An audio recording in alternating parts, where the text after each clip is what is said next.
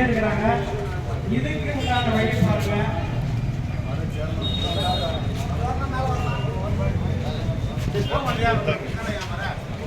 அதே போல பதவிக்கு வந்து அனுபவிக்கலாம், ஐயா கிட்ட நல்ல பேர் வாங்கலாம். எங்களையும் பாருங்கப்பா. ஆகவே வருகின்றவர்கள் அனைவரையும் அரவணைத்து செல்லணும். மருத்துவர் ஐயா, மருத்துவர் ஐயா, மருத்துவர் சின்னையா, மருத்துவர் சின்னையா, மருத்துவர் ஐயா, மருத்துவர் ஐயா, பெண்ணுரிமை காவலர் மருத்துவர் ஐயா, சமூக நீதி காவலர் மருத்துவர் ஐயா, மருத்துவர் ஐயா, மருத்துவர் ஐயா, மருத்துவர் ஐயா, தமிழ் குடிதாங்கி மருத்துவர் ஐயா, தமிழ் குடிதாங்கி மருத்துவர் ஐயா, சமூக நீதி போராளி மருத்துவர் ஐயா, சமூக நீதி போராளி மருத்துவர் ஐயா பேச அழைக்கின்றோம். அதை நான் வழிமொழிகின்றேன்.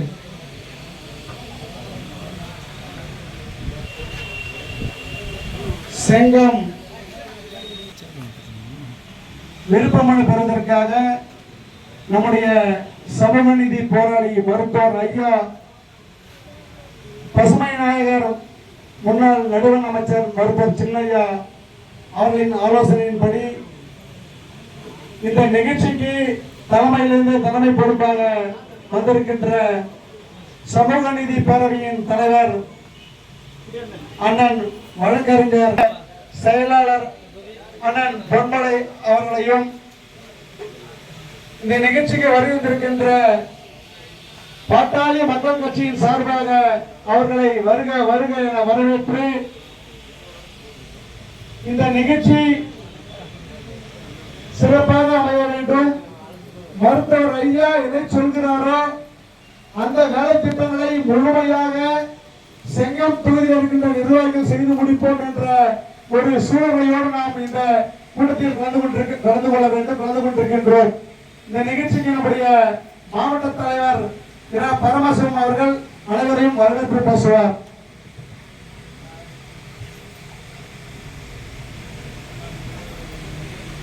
இந்த செங்கம் தொகுதியினுடைய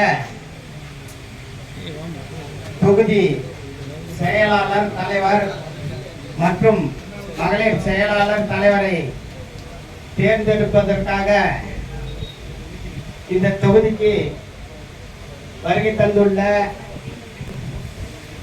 வழக்கறிஞர் அண்ணன் பாலு அவர்களே மற்றும் சிறுபான்மையினுடைய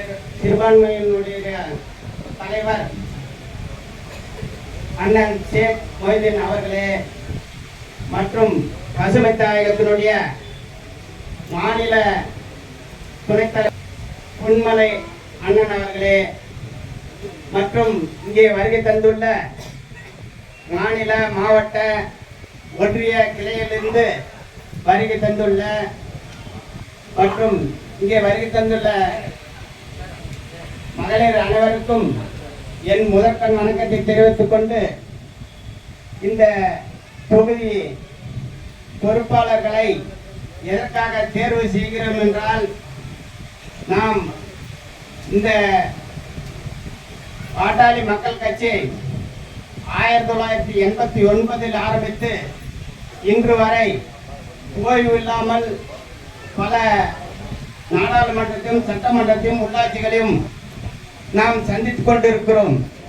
இருந்தாலும் கூட இப்ப நடைபெற்ற நாடாளுமன்றம், சட்டமன்றம், இடைத்தேர்தல் என்று பார்க்க போனால் நம்மளுடைய கட்சியினுடைய வேகம் விவேகம் மறைந்திருக்கிறது என்று ஐயாவும் சின்னையா அவர்களும் இந்த தொகுதி பொறுப்பாளர்களை தேர்வு செய்து ஒரு கிளையினுடைய அடிப்படை வார்டு வார்டிலிருந்து ஆரம்பித்து நகரம் வரை இந்த தொகுதியை மேம்படுத்துவதற்காக அதற்கு நம்மளுடைய பாலண்ணன் தலைமையில் 6 மாவட்டங்களை ஒதுக்கி அதன் அடிப்படையில் தான் திருவண்ணாமலை மாவட்டத்தின் சட்டமன்ற தொகுதியும் இன்று செங்கம் சட்டமன்ற தொகுதியும் இன்று மனு பெற்று அந்த மனுவின் மீது ஆய்வு செய்து அதற்கு சின்னையாவும் ஐயாவும் இவர்களை பொறுப்பேற்றுள்ளார்கள். இவர்கள் மனுக்களை பெற்று அந்த மனு மீது ஆய்வு செய்து உங்களை எல்லாம் தகுதியுடையவர்களை தேர்வு செய்வார்கள் என்று கூறி உங்களை அனைவரும் வரவேற்று இடம் சார்கிறேன். நன்றி, வணக்கம். மாவட்ட நிர்வாகிகள் அன்புக்குரிய சகோதரர் சுரேஷ் அவர்களே, பிரசாந்த் அவர்களே, கோவிந்தசாமி அவர்களே, முத்து அவர்களே மற்றும் திருவண்ணாமலை மேற்கு மாவட்டத்தினுடைய செயலாளர் அன்புக்குரிய சகோதரர் வேலாயுதம் அவர்களே மற்றும் இங்கே பெருந்திரள் பக்தவசலம் அவர்களே மற்றும் இங்கே பெருந்திரளாக கூடியிருக்கின்ற மாவட்ட நிர்வாகிகளே, மகளிர் அணி பொறுப்பாளர்களே, ஒன்றிய நிர்வாகிகளே, கிளை செயலாளர்களே மற்றும் அனைத்து நிலை பொறுப்பாளர்களே, என்னோடு வருகை புரிந்து கடந்த 10 தினங்களாக மருத்துவர் ஐயா அவர்கள் கட்டளையை நிறைவேற்றும் வண்ணமாக கிட்டத்தட்ட 16 சட்டமன்ற தொகுதிகளை ஆய்வுக் கூட்டம் நடத்திவிட்டு இன்றைக்கு 17வது சட்டமன்ற தொகுதியை ஆய்வு நடத்துவதற்காக வந்திருக்கின்ற ஐயா அவர்களின் நம்பிக்கைக்கும் மருத்துவர் ஐயா அவர்களின் பேரன்பிற்கும் உரியவனான சட்ட போராளியும்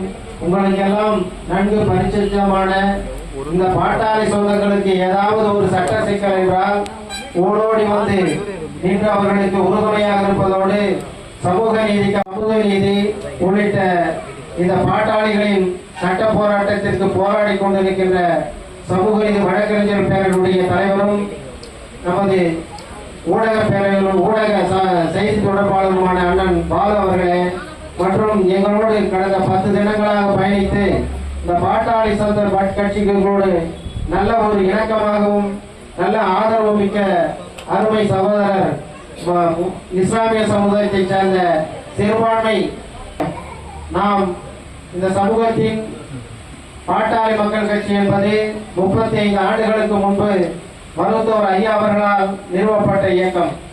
மருத்துவர் ஐயா அவர்கள் ஏதோ திடீரென்று அந்த இயக்கத்தை தோற்றிவிடவில்லை. நமக்கு இந்த தமிழகத்தில் கிட்டத்தட்ட 2.5 கோடி மக்கள் இருக்கின்றார்கள். 1 கோடி மக்கள் வாக்காளர்கள் தகுதி பெற்றிருக்கிறார்கள். அவர்கள் இந்த சமூகத்தில் ஒரு காலத்தில் ஆண்ட சமுதாயமாகவும் மிக போர்க்குணம் உள்ள சமுதாயமாக இருந்தது. ஆனால் அது காலப்போக்கில் மாறி உழைப்பவர்களாகவும் ஒடுக்கப்பட்டவர்களாகவும் கல்வி வேலை வாய்ப்பில் பின்தங்கியவர்களாக இருந்தோம். நம்ம எல்லாம் கல்வி வேலை வாய்ப்பு இவை பயன்பெற வேண்டும், அரசியல் அதிகாரத்தை பெற வேண்டும் என்பதற்காக 1980 ஒரு சமுதாய இயக்கத்தை உருவாக்கி நமக்கெல்லாம் இடஒதுக்கீடுக்காக போராடினார். தன்னுடைய மருத்துவ பணியும் திறந்துவிட்டு நமக்கு உரிமையை பெற்றுக் கொடுக்க வேண்டும் என்று ஒரு போராளியாக மாறி போராட்ட களத்தை சந்தித்தார். நாமும் அவருக்கு உறுதுணையாக இருந்தோம். உணர்ச்சியோடு அவருக்கு ஒற்றுமையோடு நாம் பறைசாற்றியதால் அவர் எடுத்த போராட்டங்கள் எல்லாம் வெற்றி பெற்று நமக்கு அந்த ஒரு வார சாதகாரி வழியாக என்ற போராட்டத்தின் மூலம் உலகையே திரும்பி பார்க்க வைத்தோம். அதனால் அடுத்து வருகின்ற ஆட்சியாளர்கள் நமக்கு இடஒதுக்கீட்டை தந்தையை கொடுத்தே ஆக வேண்டும் என்ற கட்டாயத்தை ஏற்பட்டதால் 1000 இருந்தாலும் காலப்போக்கிறது கழுதை தேய்ந்து கட்டெரும்பான கதையாக 20% இடஒதுக்கீடு என்பது 2.5 கோடி மக்கள் நமக்கு இப்பொழுது 5-6% கூட இடஒதுக்கீடு கிடைக்கவில்லை. அதைத்தான் மீண்டும் நாம் ஒரு மறுபரிசீலனை செய்து நமக்கான ஒரு தனி உள்ஒதுக்கீடை தர வேண்டும் என்று கடந்த காலங்களாக போராடி வருகின்றார். அந்த போராட்டத்தை முன்னெடுத்து சட்ட போராட்டத்தை நடத்தி வருகிறோம். கோஷ்டி அரசியல் பண்றவங்க இருக்கக்கூடாது. தான் வாழ்கின்ற பகுதியில எல்லா மக்கள்கிட்டையும் செல்வாக்கு மிக்கவராக இருக்கணும். ஒரு அருந்ததி சமுதாயத்தை கேட்டால் அவங்க மகராசன் நல்ல மனுஷனுங்க, நான் போய் கேட்டால் ஹெல்ப் பண்ணாருங்க. வன்னியர் மக்கள் கேட்டாலும் சொல்லணும், ஒரு முதலியார் கேட்டா சொல்லணும், இஸ்லாமியர் கேட்டா சொல்லணும். அது மாதிரி ஒரு நல்ல மனிதராக இருக்க வேண்டும். அடுத்தது அவங்க எந்த குற்றப்பணியும் இருக்கக்கூடாது, எஃப்ஐஆர் இருக்கக்கூடாது. கட்சிக்காக போயிருக்கலாம், சிறை சென்று வாங்கியிருக்கலாம், ஆனால் வேறு மாதிரியான எஃப்ஐஆர் எல்லாம் இருக்கக்கூடாது. சட்ட பஞ்சாயத்து செய்யக்கூடாது. முக்கியமாக அதுபோக போன சட்டமன்ற பாராளுமன்ற தேர்தலில் நம்ம கட்சிக்கு ஓட்டு வாங்கி கொடுத்தவங்களா இருக்கும். இப்படி ஒரு 15 கண்டிஷனை போட்டு எங்களை எல்லாம் 3 பேரை குழுவா போட்டு அனுப்பிச்சிட்டு இருக்காங்க. இது என்னன்னா முழுக்க இந்த கட்சியை பலப்படுத்திருக்கு. 2026 தான் நம்ம லக்கு, 2026 தான் நம்ம லட்சியம், 2026 தான் நம்ம முழு டார்கெட். என்ன டார்கெட்? அன்புமணி ராமதாசன் முதலமைச்சர் ஆக்கணும். அப்ப இங்க வந்திருக்கிறீங்க. ஆலோசனை கூட்டத்தில் பங்கேற்றிருக்கக்கூடிய உங்கள் அனைவருக்கும் எனது பணிவான வணக்கத்தினை தெரிவித்துக் கொள்கிறேன். நான் பேச வேண்டிய அத்தனை செய்திகளையும்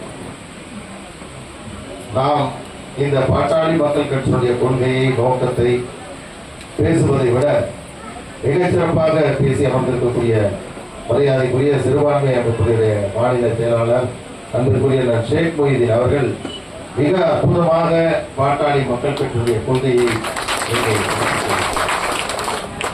அதை மீறி அதை தாண்டி அவரை விட சிறப்பாக கொஞ்சம் கஷ்டம்தான் பேச. வரக்கூடிய தேர்தல் 2026 தேர்தல் நடக்க போகுது.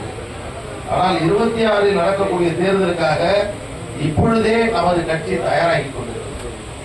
அதற்காகத்தான் தொகுதி தலைவர், செயலாளரை நாம் தேர்வு செய்ய இருக்கிறோம்.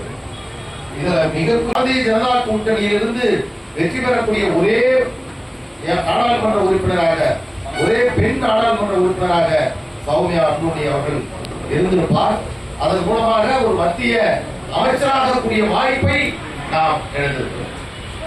இதைத்தான் இந்த நேரத்தில் அருமை பாட்டாளி சொந்தங்களிடம் நான் அன்போடு கேட்டுக்கொள்வது என்னவென்று சொன்னால், நமது ஷேக் மொய்தீன் அவர்கள் சொன்னதை போன்று எல்லோருடைய வாக்குகளையும் பெறுவதற்கான முயற்சிகளை மேற்கொள்ள வேண்டும்.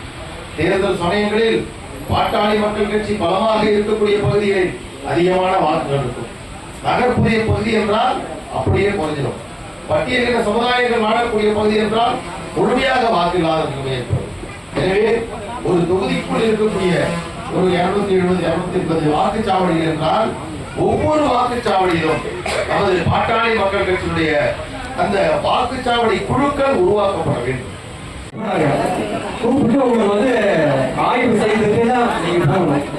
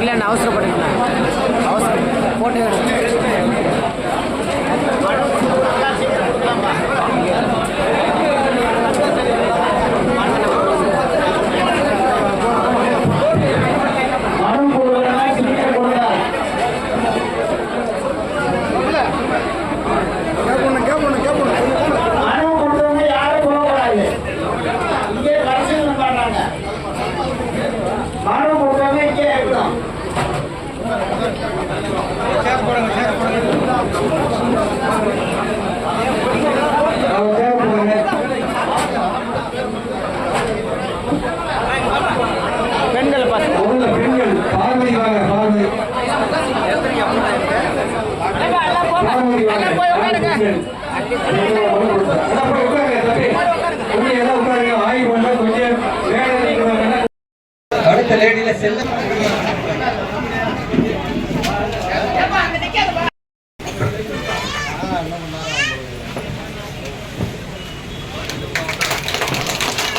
பாருங்க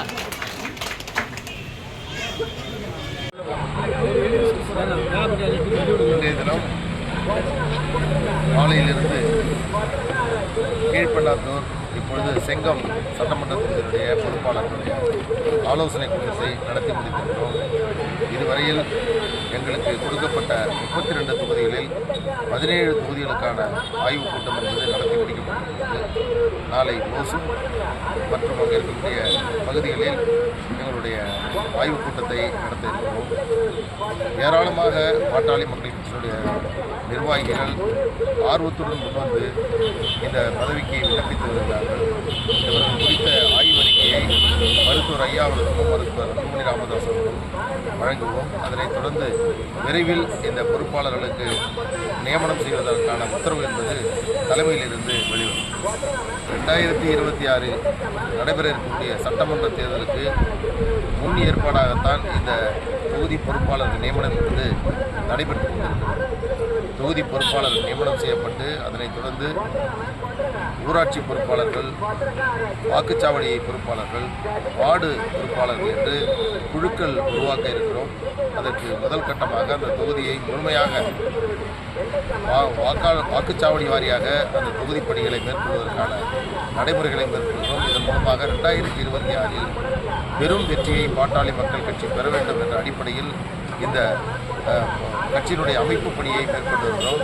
2026 தேர்தல் என்பது ஒரு வித்தியாசமான தேர்தலாக அமையப்போகிறது.